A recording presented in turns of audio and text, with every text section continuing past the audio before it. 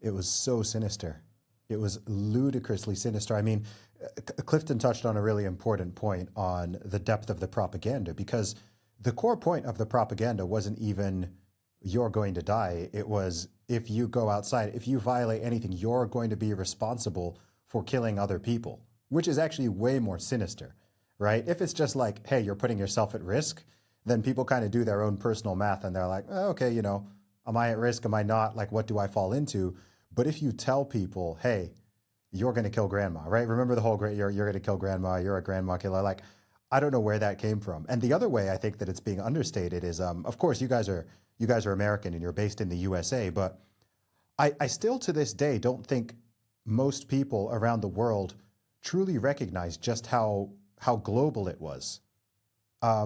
Sometimes I talk to people and they think like, oh, well, this was just in my city or my state. I'm like, no, like most, like the entire so-called developed world, with the exception of like Sweden and maybe Belarus, you can throw in there if Belarus is on that same level. Like everywhere else, like UK, like the entire Anglosphere, all of Western Europe, Central Europe, most of Eastern Europe, all of Asia, pretty much, like every continent except Africa and Antarctica, like went super crazy hard on all of this. And I had a very weird experience because I actually went to 9 different countries during this time period. And so it was uncanny. This messaging we're talking about, this propaganda, like each nation had their Fauci's and their Randy White, like whoever the figures are that you're talking about in the States or within certain states and cities, like every city, every region, every country had these, their scientists and the so-called public health officials and the people on the school boards, and of course their authoritarian politicians. And I mean, it was just bonkers to witness. It was so strange. Like the amount of weird stories I have from 2020 to 2022, the things I saw, whether in the UK, USA, Romania, Mexico, United Arab Emirates, like wherever I went, I was just like, this is so freaking bizarre. Like it was just like you've just programmed, not millions of people, billions of people have just suddenly been programmed. Like I remember, 2019 and my entire life up until 2020. And it was just like, nobody behaved like this. All of these behaviors we're seeing, nobody used to say this. Nobody used to do this. We've had illnesses my entire life. We've had disease my entire life. And before I was born, we've had vaccines my entire life. We've had masks my entire life. And no one, despite the flu, SARS, Ebola, bird flu, swine flu, like, we've lived through different forms of epidemics or pandemics. And during none of those was even a fraction of what was done. And if your whole argument is like, oh, well, if it saves a single life, blah, blah, blah, like if that's the argument, then I mean, every single flu season, you should be taking these actions, right? Tens, if not hundreds of thousands of people every single year die of the flu. And then, of course, remember the whole, like, the flu disappeared. Remember COVID came and, there were 0 cases of flu in many countries. There were just so many things, which I was just like, wait, like, what? Like, this does not make sense. But one of the biggest red flags for me from very early on was just I think 2 things that really stood out to me. Number one was just the lack of discussion. Just the lack of, like what's being proposed here is like very major. Let's say we just take the piece of the lockdown. We don't even need to talk, like not even the mask mandates and the later vax mandate, just the lockdowns themselves. It's like, all right, this is a very severe, unprecedented measure. Like if you're asking an entire nation of people or nations of people to just stay home, stop work, stop school, stop everything you're doing, and just like, that requires a discussion. That requires a huge conversation. People are like for and against. And then the other thing and it's sort of layered on top of this, was just the complete tunnel vision of just COVID and COVID illness and COVID death. It's like, there are all sorts of things that harm people. There are all sorts of diseases out there. There are all sorts of ways that you could get sick or you could die. And then beyond physical health, there's the economy, like there's jobs, there's mental well-being, there's children and their schooling and their and from very early they knew, okay, this is a disease where, like, you know, maybe if you're 70 plus, particularly if you have some pre-existing conditions, it could be rough for you. But we knew from around like March, April 2020, the data had already come out from multiple countries, basically saying if you're like under 60 years old and healthy, you're 99.9% chance you're going to be all right. And it just didn't matter. Like none of that mattered. There was no conversation. It was just sit down, shut up. If you don't shut up, if you don't do what you're going to do, you're a grandma killer, blah, blah, blah. And it was just like whenever there's just no conversation or no dissent is being allowed or just asking a question is getting you called names, I was like, all right, this is not normal. And then it just got weirder and weirder as they proceeded with all the mask stuff and then all the vaccine stuff and then all the incentives and the punishments and we'll give you free this, I was just like, this is so bizarre. Like none of this makes any sense. Because I've been working on the series and trying to ease people into thinking about this stuff a bit, just in terms of the nature of storytelling, but in terms of just jumping right to it, I think you're right. I don't think the intent was. I think there was nefarious intent involved in this, the type of thing that people should go to jail for, and I mean certainly disgraced and removed from office, and some of that's already happened, and whatnot. And I say that with like letting the system go after these people in terms of what was done criminally or civilly.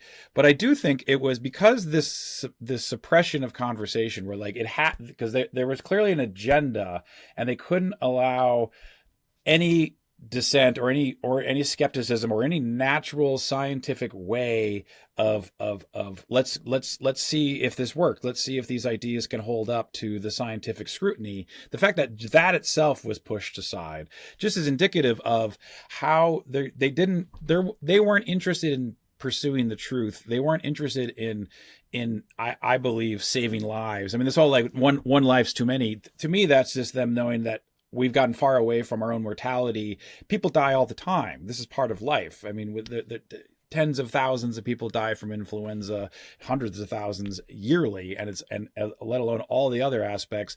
And there was this aspect of they just knew, just like with the amnesia, and they know that people forget. They know people will be fearful of their own lives, or the equivalent of like a social death of like being canceled or being ostracized, as we were saying before. They really absolutely wanted to maintain, like, we know that if we get everyone focused on one thing, it simplifies global movement. They want to, we want, there's some sort of a change that wanted to be affected at a global level. And this was a vehicle to do so. And anything that moved us away from that agenda was so clearly just shouted down, beat down metaphorically through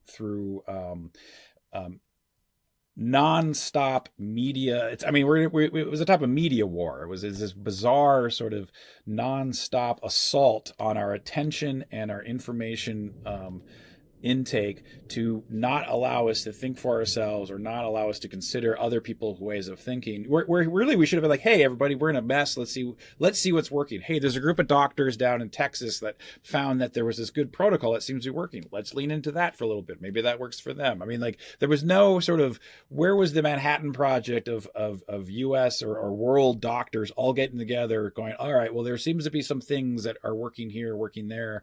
Instead, you just had this sort of, we have to listen to the science. It's one scientist in particular, and his science is so important that even the current president of the United States, that is very despised by a particular political persuasion, saying like, he has to do what science says.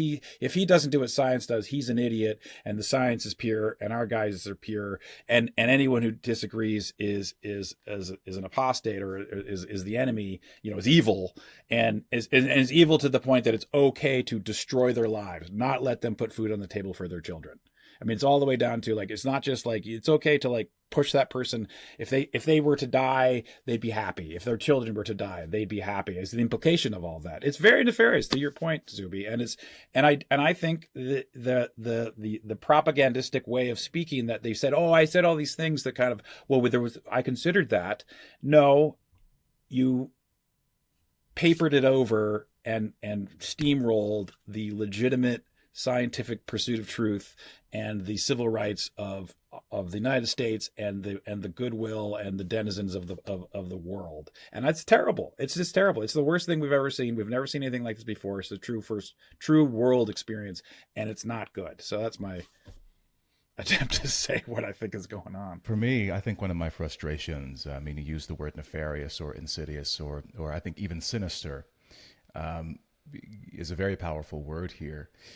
For me, one of my, maybe going back to your original question, Zuby, about what I learned, I think another thing that I learned is that people have a very, I think, and I struggle with this issue because I think I struggle internally between the idea that people did believe they were acting in the interests of humanity, and they got caught up in this fervor, versus the idea that people saw an opportunity to exploit, and they acted with malevolence.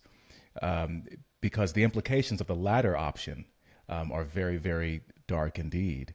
But for me, I think something that really frustrated me during that time was that people had a very skewed conception, I think, of what evil looks like. And they, we can look at a common criminal or, a murderer or a rapist or something like that and say, well, that person is evil, or they're some kind of violent sociopath. And I think people have this idea, this conception of evil as, well, it's a man with either a very narrow mustache or a very long mustache that they twirl, with great joy.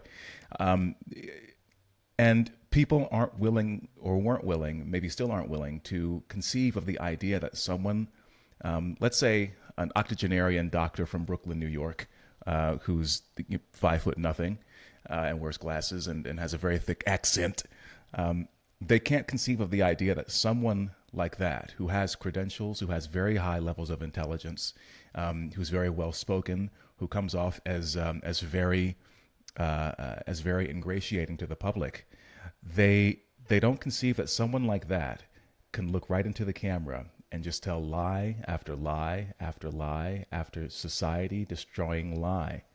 And because they have this very narrow idea of what evil is and what it looks like. I remember looking at, there was this interview between Anderson Cooper and Bill Gates, everyone's favorite billionaire, who's in peak physical condition, by the way. And he, and towards the end of the interview, Anderson Cooper, actually mildly kind of asked an interesting question where he was like, well, don't you think maybe we should know about maybe like where it maybe came from or something, like the virus, so like it never happens again. And without missing a beat, Bill Gates just says, no,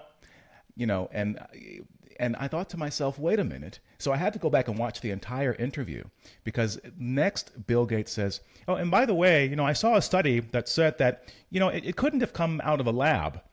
And I was like, dude, Anderson never mentioned a lab. So I went back and watched the entire interview and just to confirm that thing. And I'm like, dude, Bill, this person is like not even a good liar.